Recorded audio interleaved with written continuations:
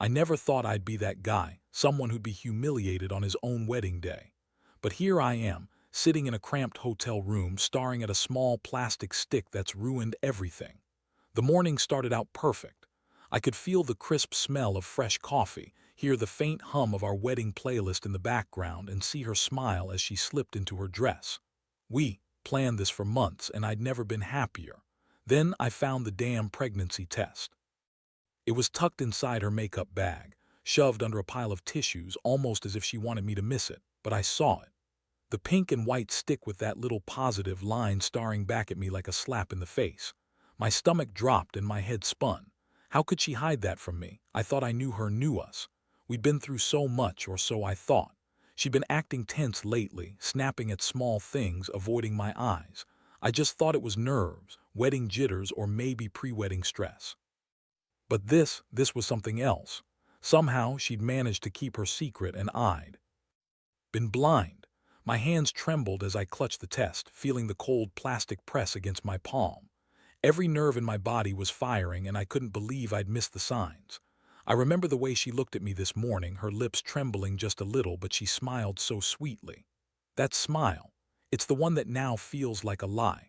I want to scream, but all I can do is sit there and stare. My mind races. Who else knew? How long had she been hiding this? And what the hell am I supposed to do now? When I finally confronted her, her face was a mask of calm, too calm. She looked at me with those big eyes, trying to hold back something: guilt, shame, or maybe just fear. She said, "It's not what you think," but the words felt hollow. I could see the panic behind her eyes. The truth was, she'd been hiding it for weeks, maybe longer. I'd been so caught up in work, wedding planning, trying to make everything perfect. I never saw it coming. I remember the cold sweat on my back, how my throat tightened up. I was so angry I couldn't speak at first. Instead, I looked at her and saw a stranger. That perfect life. It was a lie, all of it. How could she lie about something so huge? How could she hide her pregnancy tests in her makeup bag like some dirty secret? I felt like I'd been punched in the gut.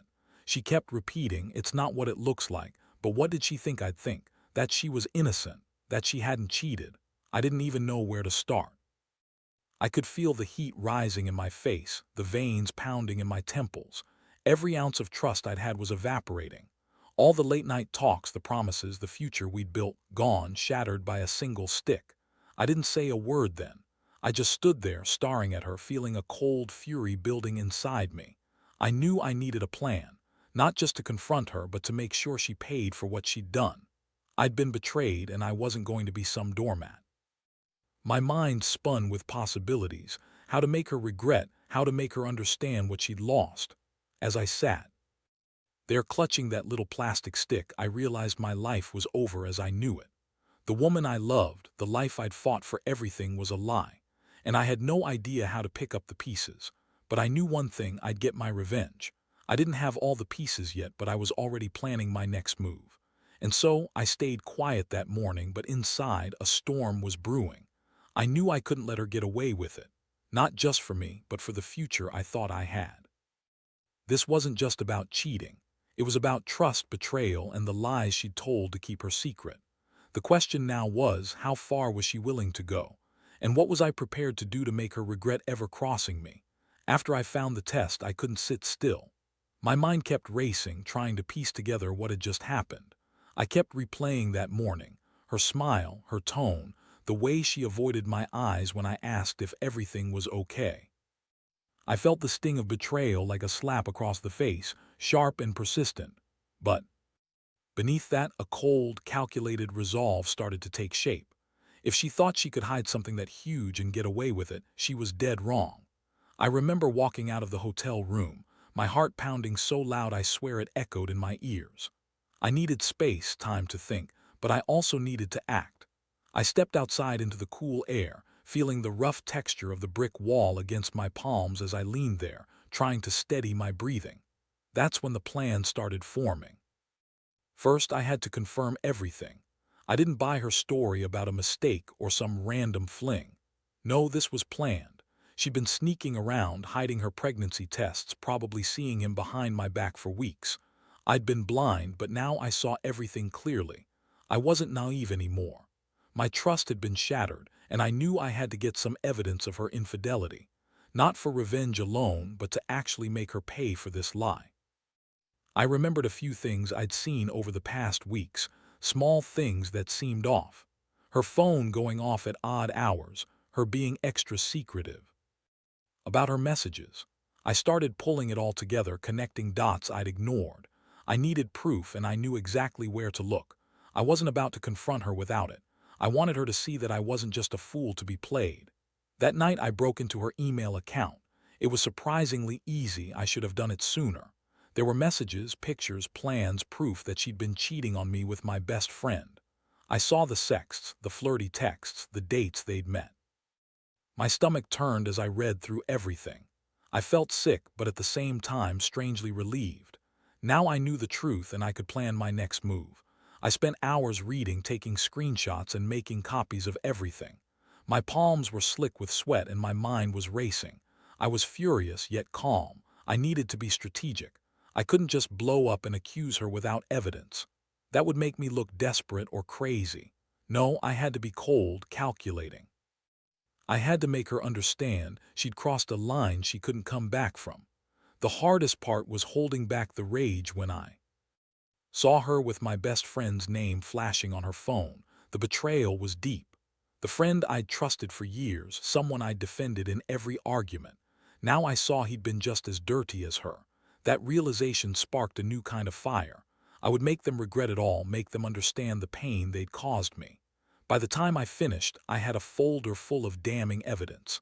I knew what I was going to do. I didn't want to ruin her outright, not yet. I wanted her to see that I knew everything. I wanted her to feel the weight of her lies, to realize she'd lost her husband, her life, her future, all because she'd been so reckless. I wanted her to beg, even if only in her mind, for forgiveness. The next step was clear. I would confront her, lay everything out, and give her one last chance to come clean. Then I'd show her I was serious. I'd let her believe she could manipulate me, but I'd be ready.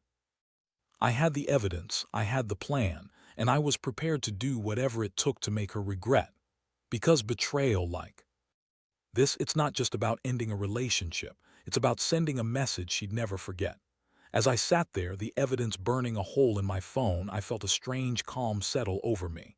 I was about to finally take control of this shattered life. I didn't want to be a victim anymore. She made her choice.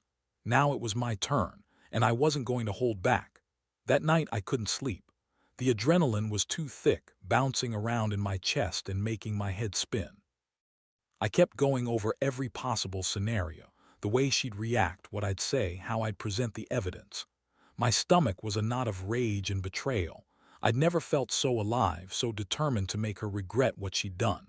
This wasn't just about ending a marriage, it was about sending a clear message.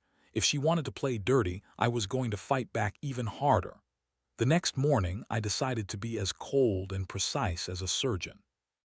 I called her into the living room, where the air felt heavy with unspoken tension. She looked at me, her eyes darting nervously like she knew what was coming but didn't want to face it. I kept my voice steady, almost dismissive, as I laid out the evidence I'd collected. I watched her face fall as I played the screenshots of her texts, the sex, the plans she'd made with my best friend. Her lips trembled, and I saw the instant she knew she was caught. "You've been lying to me all this time," I said, watching her try to come up with some excuse. "While I was planning our wedding, you were out screwing my best friend. You thought you could keep it hidden, didn't you, like I wouldn't find out?"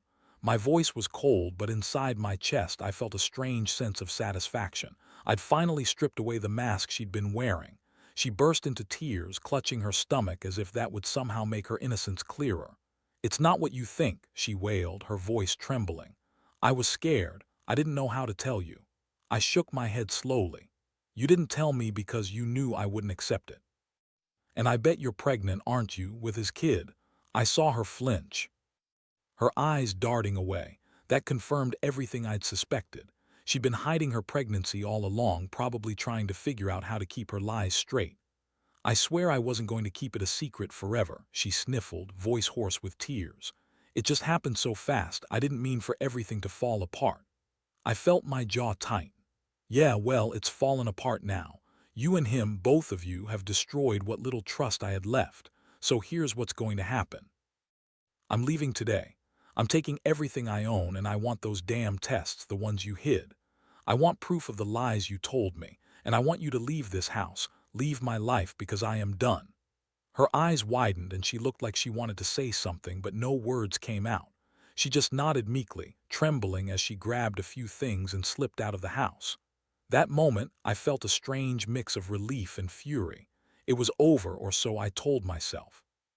But I knew this was just the start. The revenge I'd been planning wasn't finished yet. While she was packing, I made a quick call to my lawyer. I wanted everything in order: divorce papers, a restraining order if necessary. I was going to make sure she understood that her betrayal had consequences. I could still feel the sick feeling in my stomach, but that was replaced by a cold clarity. I had to end this chapter, not just for myself, but as a warning. No one would ever get away with cheating and lying, not on my watch. Leaving the house, I handed the keys to the landlord. Watching her walk out the front door for the last time, I felt a strange sense of closure. It was like ripping off a bandage that had been stinging for too long. I didn't cry or yell. I just watched her go, knowing I'd never look back. That house, that life, was finished. As I closed the door behind her, I realized I'd taken a huge step. It was brutal but necessary. She'd broken everything I believed in. From now on, I'd rebuild stronger and smarter. Because the truth: sometimes the only way to reclaim your life is to tear down what's been destroyed and start fresh. And I was ready to do just that. The aftermath hit me like a freight train. I thought I'd feel relief, maybe even some kind of victory, but mostly I felt numb. The house was quiet now, the kind of silence that presses in on you when your entire world has just been shattered. I sat on the edge of what used to be our bed, staring at the empty space where she'd slept. My fingers trembled as I clenched them into fists, feeling the ache of betrayal deepen. I knew I needed to act fast. The evidence was in my hands, but now I had to decide what to do with it. I wasn't about to just sit around and stew. No, I wanted her and everyone else to understand exactly what she'd done. I was done playing nice. This was about making her regret every single lie, every betrayal. I called my lawyer again, told him to draft up the divorce papers and make sure everything was airtight. I didn't want her pulling some stunt or trying to deny what she'd done. I wanted this to be final, and I wanted it to send a message. Using the evidence I had, I planned to file for full custody too. I wasn't letting her take that away from me, not after what she'd done. In the meantime, I wanted to see her face when she realized I wasn't going to be some pushover. I knew she'd try to manipulate, maybe even come back begging, but I wasn't interested in apologies or explanations. I just wanted her to understand. This was over, and she'd lost not just a husband, but her entire future with me. That afternoon, I drove to her apartment. I wanted to see her one last time, face to face, and give her the final piece of my plan. I knocked on her door, and when she opened it, her eyes looked red and swollen. She was surprised to see me, but deep down I could tell she'd been bracing for this moment. "Look," I said, voice steady but cold. "I've got everything I need. The divorce is in motion, and I'm taking full custody of the kid if that's what she's carrying. Don't bother trying to manipulate me. You've already lost everything, including the respect I once had for you." She looked down, tears streaming down her face. "Please, just don't do this. I love you." I shook my head slowly. "You loved my best friend more. You loved lying and cheating more than you loved me and what we had. I hope you're happy with the mess you made, because I sure as hell am done with it." I handed her a folder with the screenshots, the tests, and all the proof I'd gathered. "Here, remember this when you're alone, because I won't be coming back. I want you to know I'm done being the fool." As I turned to leave, she reached out, grabbing my arm desperately. I felt her nails dig into my skin, but I didn't flinch. I just looked at her with a mixture of disgust and pity and said, "Don't come looking for me, ever, and don't try to contact me again. This is the end." Walking away from her apartment, I felt a strange sense of catharsis. It was brutal, sure, but necessary.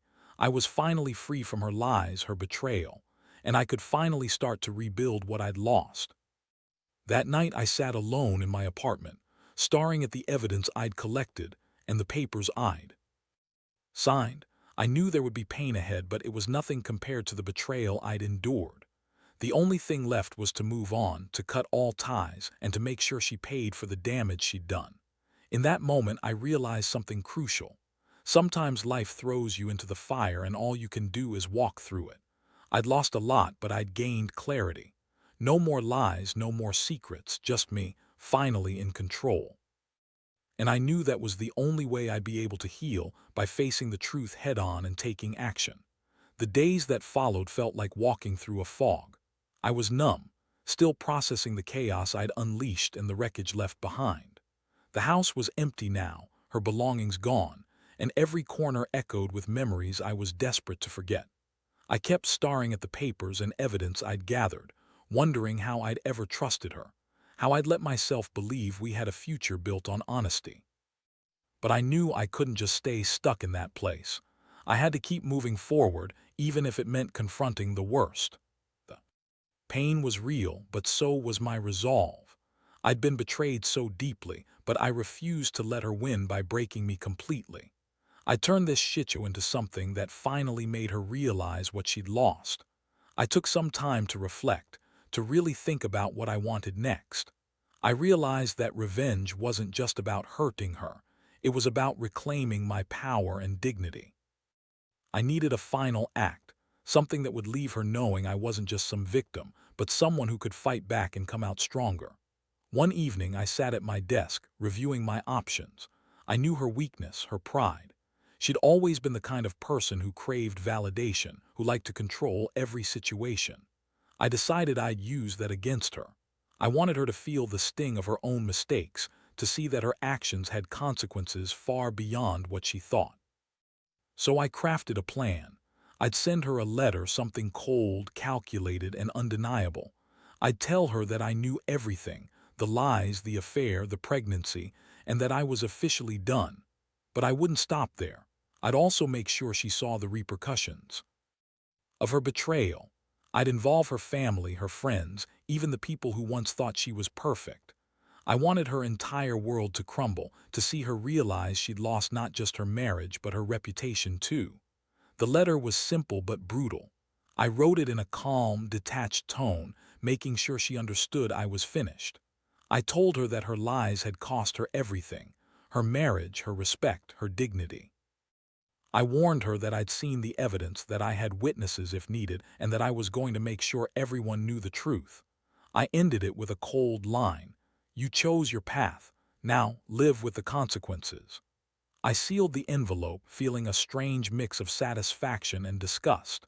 This was the culmination of my revenge. I was finally taking control of the situation, shutting her out completely. I knew she'd try to spin her story, to manipulate her way back into my life, but I wouldn't let her. Not anymore. The next day, I sent the letter by certified mail, making sure she couldn't deny receiving it. I watched her react when she saw the unopened envelope. Her face paled and her hands trembled as she stared at it. That moment, I knew I'd hit her where it hurt. I didn't need to be cruel. I just needed her to understand she'd destroyed what was once a good life, and she'd never get it back. I felt a strange sense of closure as I watched her crumble. I didn't want her to come crawling back, begging for forgiveness. I wanted her to remember what she'd lost, what she'd thrown away for a fleeting affair. That's what revenge was for me. Not just punishing her, but making her realize she'd made a mistake so big, she'd regret it for the rest of her life. Now I was finally free. I knew I'd still have scars, but I also knew I'd survive better, stronger. I could finally breathe again, unburdened by her lies and deception. I'd learned that sometimes the only way to heal is to take control, to act decisively, and to own your story. Because at the end of the day, the truth may hurt, but it's the only way to truly move on. A few weeks after I sent that letter, everything finally felt quiet, almost too quiet, like the calm after a storm I'd stirred up myself. I kept my distance from everyone connected to her, the friends, family, anyone who might have played a part in covering for her.